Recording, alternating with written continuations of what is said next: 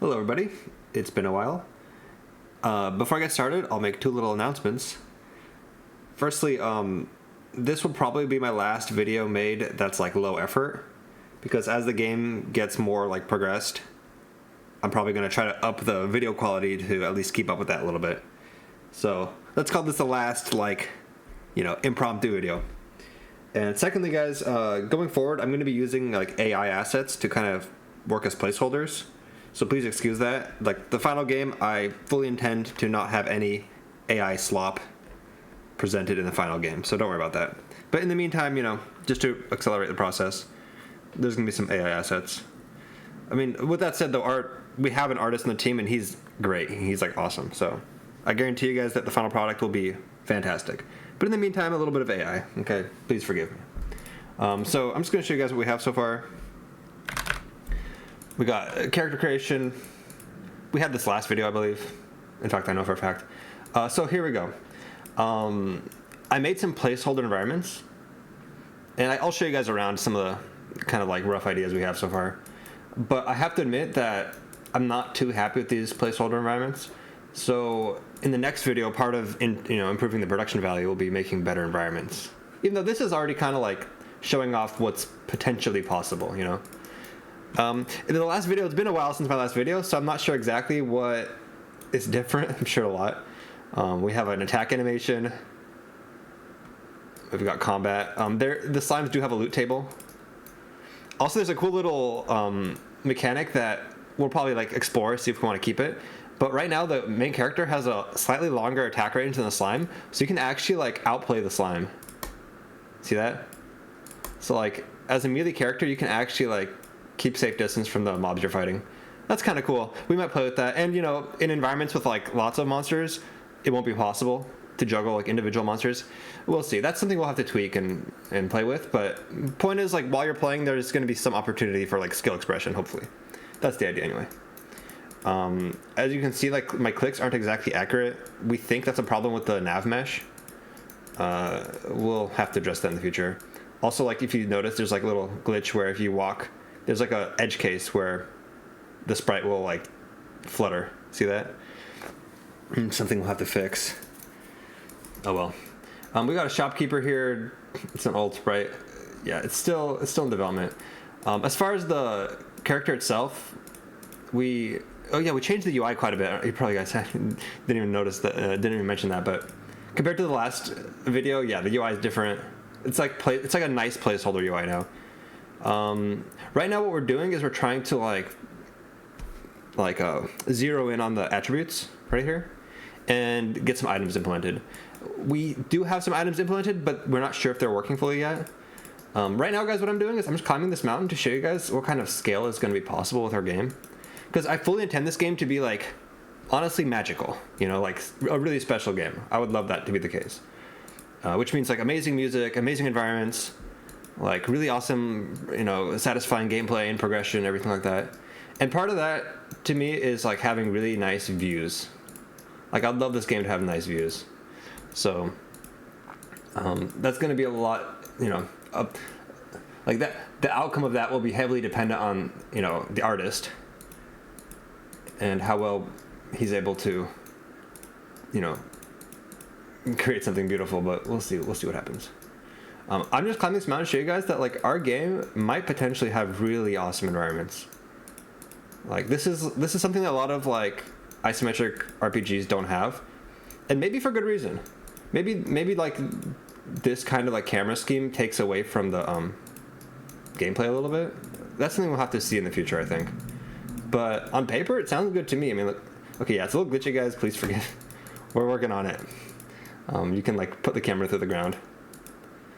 But I'm just gonna climb this mountain. I'll show you guys what I mean when I talk about like nice views. I'm not to say this is a nice view, but I'm saying like the scale of it, right? Like imagine this, except it's done by real artists. Because right now I'm the one who made all this, so it's I'm not gonna claim to be a real artist or anything. I put some snow on top of the mountain. But yeah, I mean, like imagine this, except it's actually beautiful, right? Like that could be pretty cool. You get the idea. In fact, actually, at the end of this video, I'm going to show you guys another environment I made that also might be really cool in terms of scale. But also anything I say in this video, gameplay wise, in terms of like what I want to have in the final game, just know that I'm fully prepared to receive feedback and adjust. Okay, just because I say that, for example, like I'm gonna say in the future of this video that I want like the player to have to travel, and to try to make travel not that I like load traveling with a bunch of like gameplay that you have to like participate in. I think that's kind of cheap, right? Like a lot of games will make traveling like, oh, while you're traveling, like a random event will happen and you have to participate or whatever. Like just try to make travel not boring. But travel is boring, I think. So like I think the exciting thing about traveling is not like lots of things. Like for example, if you go on a road trip, it's not like every 10 miles like something pops up and like some like quick time event in your car pops up. You have to like, you know, a police officer pulls you over every 10 miles, or, you know, like there's a car crash every 10 miles, just like something exciting happens. It's like the exciting thing about traveling is like seeing the world, right? And feeling like you're part of a bigger place. And, you know, yeah, I guess that's my theory. On the other hand, I also understand that when you're playing a game, if you're forced to travel to the same place every single time, like, you know, dozens of times, like the novelty wears off. Like there's one thing about going on a road trip across a country versus like commuting to work every day, right? Like maybe the first time you make a commute to work, it's interesting, but then like the 100th time you're commuting to work, it's not nearly as interesting, right? So I appreciate that. So I'll probably have travel in my game, but then at the same time, like maybe eventually give a player the opportunity to like avoid it, right? But not right away. Like I would like, at least when you start playing, I would like you to experience the world and feel like you're part of a big place and you're just a small piece of it, instead of just like fast warping everywhere. You have no idea where you are. Like 1 minute you're in this town, next minute you're in that town. I'm not really a fan of that, actually. We'll see though, again. But like I said before I started this rant, I'm prepared to listen to feedback. So if we test everything and it's decided that it's all this like travel stuff that I'm doing is not worth it, okay, I'll let go of it. The last thing I want to show you guys in terms of environment is like, we're gonna go in this cave, and I have some ideas for the world, right? Like some world building ideas. And one of those ideas is that there's like, so this is the human realm, right? Okay, so this, you know, I said in the earlier videos, but this game is based on like ancient India, right?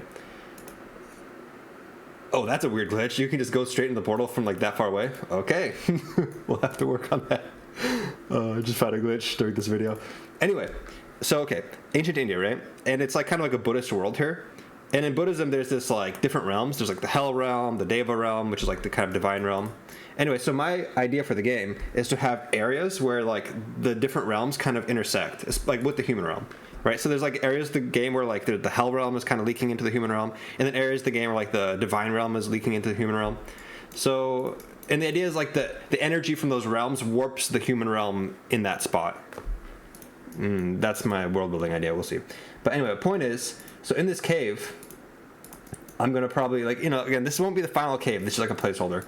But the idea is like this. I want this like I want the experience of going to these different realms to be part of that whole travel thing I mentioned, where like you're like the process of walking there is kind of like a narrative, right? Like it's not just like you click a button and you appear in the other realm. It's like, oh, you have to actually go there, and as you go there, you start noticing how the world's getting more and more warped by like that different realm that's connecting to the human realm, right?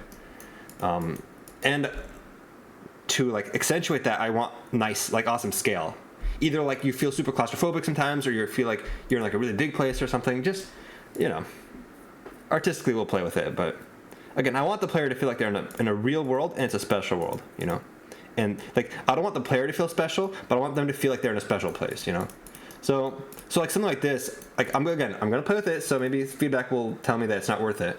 But like, imagine like walking. I actually did do this whole walk down to the bottom. Like this video will probably finish before I get to the bottom, but this took like 20 minutes for me to get to the bottom. Imagine I make you guys do this, right? But it's not this boring, obviously. Like, let's say like further down you go, like the more like interesting the world becomes, and it's like, let's say I make you do this once, right? And at the bottom, once you get through the other realm, then you unlock fast travel, so you have to do it again. But just like at least once, make you guys do this, so you can like kind of experience like, okay, this is a real world. This like you like, because you know, like in real life, there's no fast travel, right? If this place was in real life, there would be no button to say, okay, I want to skip this boring walk. You'd have to do it, right? Like, there's no, like, if you want to climb Mount Everest, you can't just, fast travel up there. You got to do what you got to do. So if you want to go to this special place, you have to actually go through this entire walk and experience it. That's my theory. Again, at least once, because I understand if you guys have to do this, like, every single time you want to go down there, it'll get boring eventually. I get that. I appreciate that. But at least once. So that's my theory. We're going to test it. I'm somebody with lots of ideas, but also the willingness to adjust and like actually accept feedback. So, but I mean, honestly, guys, we can just call it here. I have big plans though. Like, the next time you guys see an update from me, it's not going to be the same animal you see here. Like I'm gonna have a script for the video. I'm thinking about starting a crowdfunding thing where, basically, I'm thinking about, because money is a little tight. I'm thinking about doing a crowdfunding where I basically crowdfund the demo for the big crowdfunding thing. So I give people like a really steep discount in the final game, saying, okay, you guys can support early, and then help me make this, like, finish the demo, because I want the demo for the actual crowdfunding campaign to be really nice, like a really fleshed out, maybe like 4 hours of gameplay or something. Which, I mean, most of you guys watching this aren't game developers probably, so you don't know. Like, that's asking for a lot, honestly. That's like 4 hours of nice gameplay. Sometimes it's like a finished game, So, and in terms of like the scale that I want for this game, ultimately, yeah. So it's gonna take a while to get the demo done, as I want it. And if I have to face reality and cut some things, okay, fine, so be it. So that's what's going on with me, guys, in this project. Like I said, it probably won't be this casual moving forward. Is there anything else to say? Nothing else, guys. Join the Discord. Please follow along, because I'm fully prepared to make this game special. Like, I'm not just trying to make something good enough. I want the music to be amazing, the visuals to be amazing, the gameplay to be super, engaging and satisfying. The story, I'm ready to make a serious story in this game. I'm not gonna make some like half-baked, mess of a story. I'm not about that. But we'll see. We'll see what happens.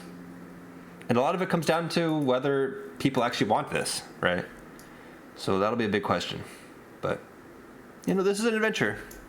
This is an exciting adventure for everybody, and we'll see what happens. Look, I'm almost to the bottom, actually.